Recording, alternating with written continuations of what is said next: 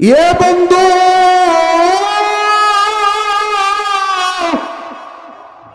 ও ডাকতে বলে প্রভু গো,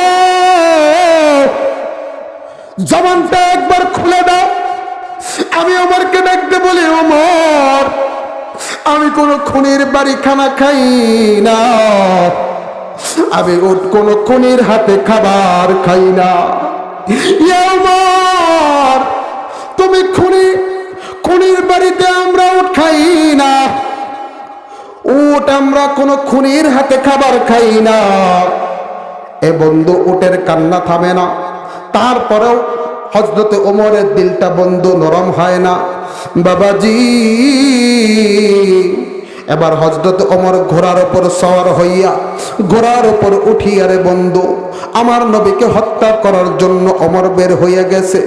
ওমর যখন রাস্তার ভিতরে যায়, ওমরের সাথে বন্ধু নাঈমের সাক্ষাৎ হইয়া যায়। এবার বন্ধু নাঈম ডাকদা বলে, ওমর রে কই যাও তরবারি নিয়া। ওমর ডাকদা বলে, নাঈম আমি যাই মুহাম্মদ নবীর কাছে, মুহাম্মদ নবীর গর্দান আনার জন্য। বন্ধু নাঈম ডাকদা বলে, ওমর মুহাম্মদের কাছে কেন আনতে যাও? ওমর ডাকদা বলে, ভাই গো, মুহাম্মদ আমাদের বাপ দাদাদের ধর্ম ছাড়িয়ে দিয়া এক আল্লাহর দিকে মানুষকে আহ্বান করে, কোরআনের দিকে মানুষকে আহ্বান করে। বন্ধু নাঈম ডাকদা বলে, ওমর রে তোমার একটা নতুন খবর আমি দিতে চাই, নতুন একটা সংবাদ আমি তোমাকে দিতে চাই।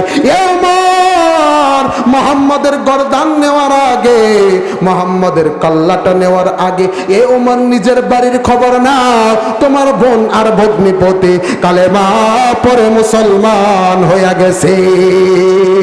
চিৎকার দিয়ে বলেন না সুবহানাল্লাহ, আর জোরে বলেন না সুবহানাল্লাহ।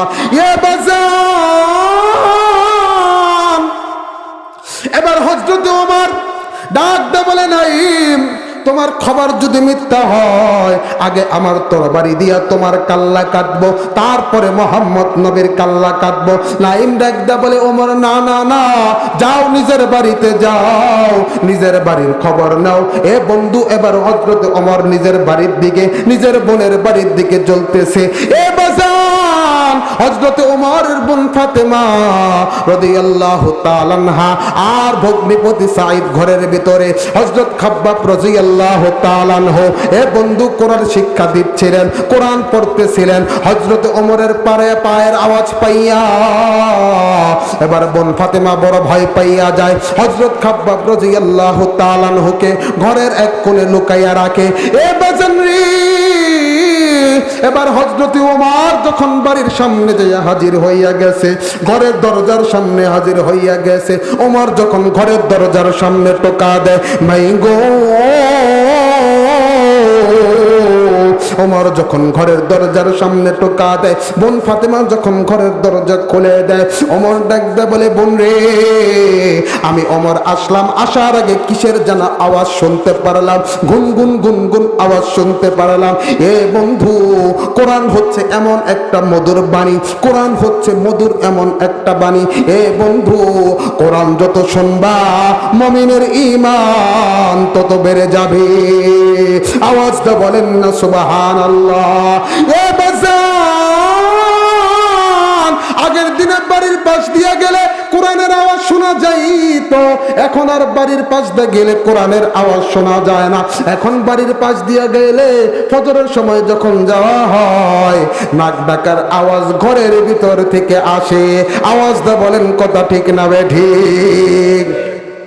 আগের দিনে যখন মুরব্বীরা ফজরের নামাজ পড়ে ঘরের ভিতরে যায় নামাজের উপর বসে জলচকি, যেটাকে বলা হয় আঞ্চলিক ভাষায়, ওই জলচকির উপর বসে কোরআন তেলাওয়াত করতো।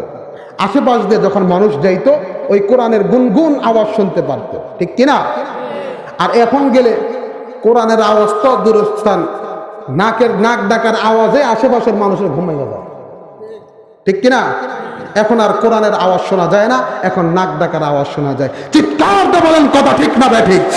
মুসলমান যেদিন থেকে কোরআন ছেড়ে দেবে, সুন্নাত ছেড়ে দেবে, এই দিন থেকে মুসলমানের উপর যত অভাব অনটন সব কিছু চলে আসবে। আওয়াজটা বলেন কথা ঠিক না বেঠিক? আবার মুসলমান যখন কোরআন ধরবে, মুসলমান যখন আবার কোরআন সুন্নাহ অনুযায়ী নিজের জীবনকে গড়বে, আমার আল্লাহ তাআলা যত অভাব অনটন আছে সব অভাব অনটন দূর করে দিবে। চিৎকার দিয়ে বলেন না আল্লাহু আকবার। হযরত ওমরের ইন্তেকালের আগের ছোট্ট একটা কথা বলি। হযরত ওমর যখন ইন্তেকাল করবেন, এমন সময় হযরত ওমরকে জিজ্ঞাসা করা হয়েছে, খলিফাতুল মুসলিমিন, আপনি তো অর্ধজাহানের বাদশা ছিলেন, আপনার সন্তানদের জন্য আপনি কি রেখে গেলেন, কি কি ওয়ারিশ রেখে গেলেন? হযরত ওমর ডাকদা বলতেছে, আমার তো ওয়ারিশ বলতে আর কিছু নাই, আমার তো ওয়ারিশ বলতে আল্লাহ রসুলের ওয়ারিশ সূত্র পাওয়া কোরআনটাই আছে। চিৎকার দিয়ে বলেন না সুবহানাল্লাহ। কোরআন তো আছে, তাছাড়া আর কিছু রেখা যান নাই সন্তানদের জন্য। এবার হযরত ওমর বলেন, রেখে গিয়েছি তো সূরা ওয়াকিয়া রেখে গিয়েছি। চিৎকার দিয়ে বলেন না সুবহানাল্লাহ। দুনিয়ার জমিনে যতদিন পর্যন্ত সূরা ওয়াকিয়া কোনো মুমিন বান্দা, কোন বান্দা আল্লাহর বান্দা মাগরিবের পর সূরা ওয়াকিয়া তেলাওয়াত করবে, জিন্দেগিতেও আল্লাহ তাআলা ওই ঘরের ভিতরে অভাব অনটন ঘটতে দিবে না। চিৎকার দিয়ে বলেন না সুবহানাল্লাহ। আমার বন্ধুগণ, আমার বন্ধুগণ, এ বাজার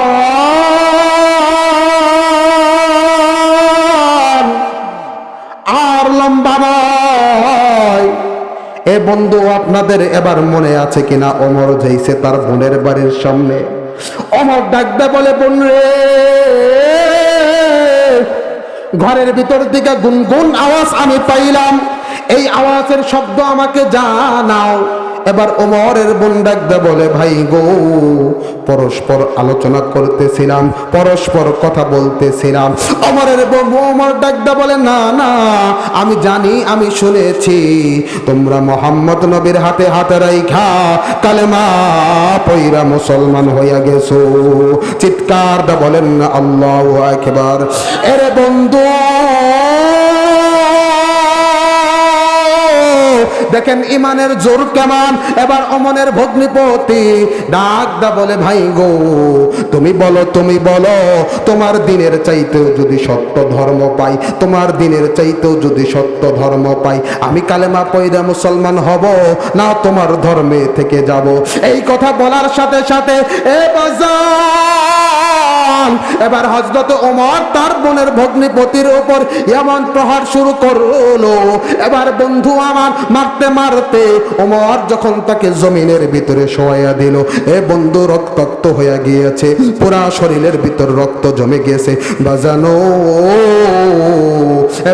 এবার যখন স্বামীর উপরে এমন নির্যাতন চলতেছে, বিবি যাইয়া ডাকদা বলে, এ ভাইজান, আমি আপনাকে সুস্পষ্ট ভাবে জানাইয়া দেই, যদি মারতে মারতে মেরে ফেলাও, যদি মারতে মারতে আমাদেরকে শহীদ করে ফেলাও, এ ভাইজান, এক মুহূর্তের জন্য কালেমা ছাড়ব না।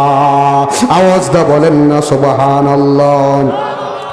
এ বন্ধু,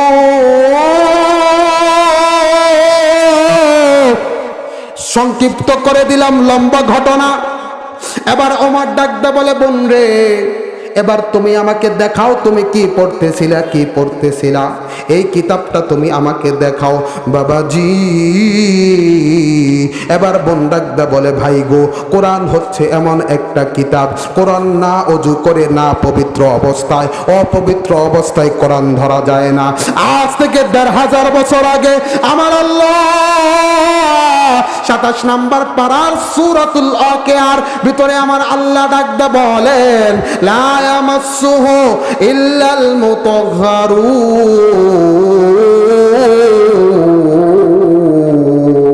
চিৎকার দা বলেন না আল্লাহু আকবার। আরো জোরে বলেন না আল্লাহু আকবার। বাজান রে, এবার ওমরের বোন ডাকদা বলে, ভাই গো, নাপাক অবস্থায় কোরআন ধরা যায় না, কোরআন ধরতে হলে পবিত্র হতে হবে। এবার ওমর গোসল কইরা আইসা পবিত্র অবস্থায় বন্ধু যখন কোরআন ধরে, এ বন্ধু ওমর যখন কোরআন পড়তে থাকে, ওমরের চোখ দিয়া ঝরঝর করে পানি বের হয়, ওমর ডুকরে ডুকরে কাঁদতে থাকে। ওমর ডাকদা বলে, বোন রে, এবার বলো আমার নবী মুহাম্মদুর রাসূলুল্লাহ কোথায়? আওয়াজটা বলেন না আল্লাহু আকবার। ওমর ডাকতে বলে, বোন রে বলো না বলো, আমার নবী মুহাম্মদুর রাসূলুল্লাহ কোথায়? আমি আমার নবীর কাছে যাব, আমি নবীর হাতে কালেমা পইরা আমি ওমর মুসলমান হইয়া যাব। চিৎকার দা বলেন না আল্লাহু আকবার। এ বন্ধু, এবার হযরত খাব্বাব রাদিয়াল্লাহু তাআলা আনহু ঘরের চিপা থেকে বের হইয়া ডাকদা বলে, ওমর রে তোমার জন্য সুসংবাদ নাও, গত বৃহস্পতিবার রাতে আমার নবী তোমার জন্য দোয়া করেছে, আমার নবী তোমার জন্য দোয়া করেছে। এ ওমর, আমার মনে হয় আমার আল্লাহ আমার নবীর দোয়া কবুল করেছে। চিৎকার দা বলেন না